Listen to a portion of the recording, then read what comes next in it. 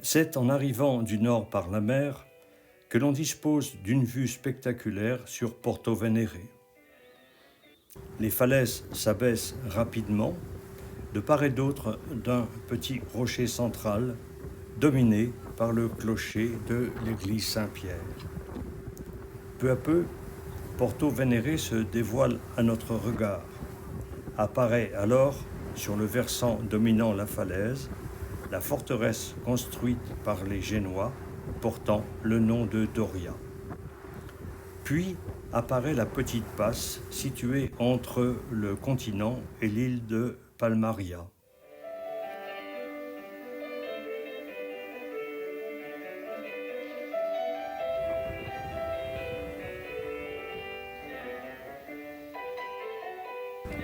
En entrant dans la passe, le bateau est surmonté par l'église Saint-Pierre, puis par le rempart qui entoure la presqu'île de l'Alteia.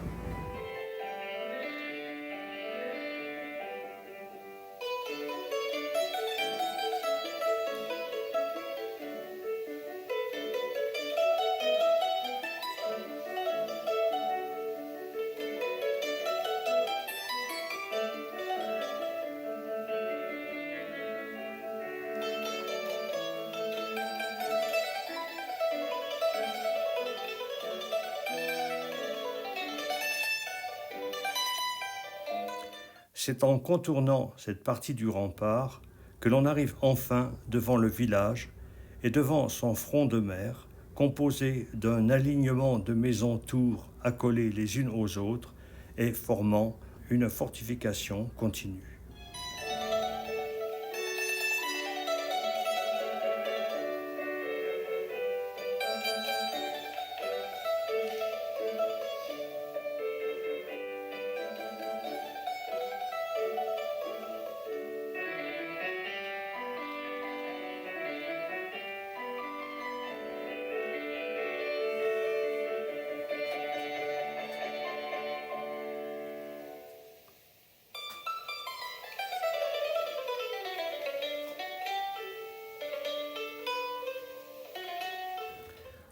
Nous voici maintenant sur la minuscule plage qui précède le front de mer. Autrefois, la mer arrivait jusqu'au pied des maisons. Ce n'est plus le cas aujourd'hui. En avant des maisons se déploie en effet un large quai entièrement voué au tourisme.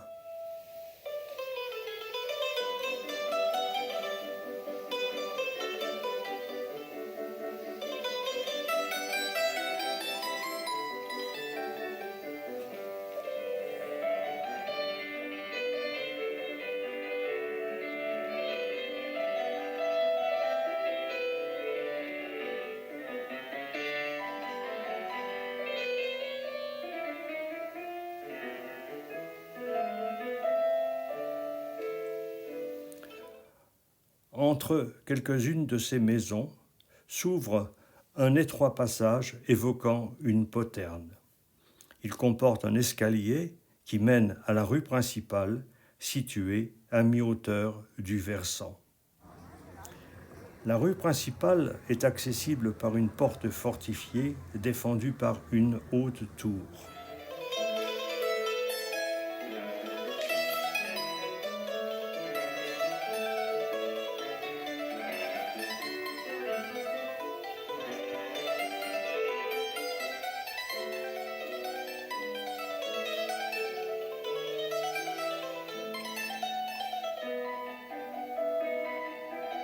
Au-dessus de la porte est mentionnée la date de la fondation de la colonie génoise, 1113.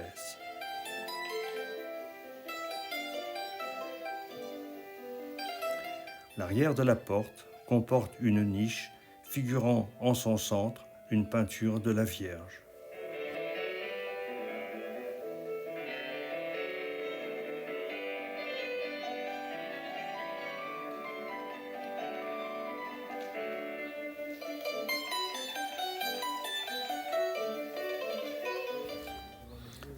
Sur cette rue s'ouvrent les escaliers permettant de descendre vers la mer ou de monter vers les rues situées au niveau supérieur.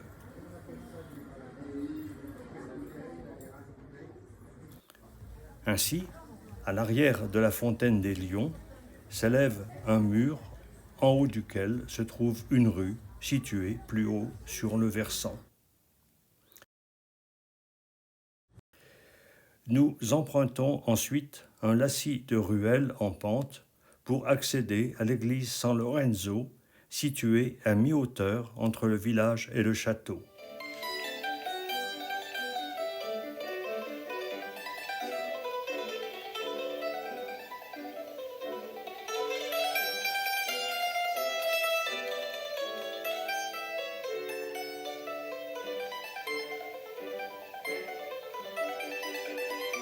Sur le tympan figure le gril de Saint-Laurent.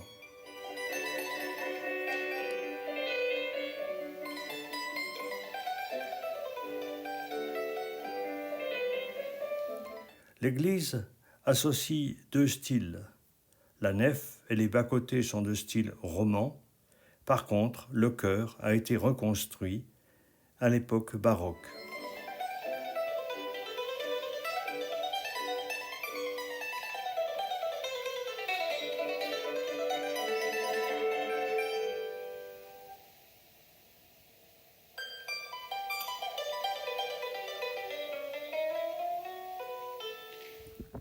Enfin, en reprenant la rue principale, on accède à la pointe de l'Alteia, où sont érigées l'église Saint-Pierre et la tour de guet.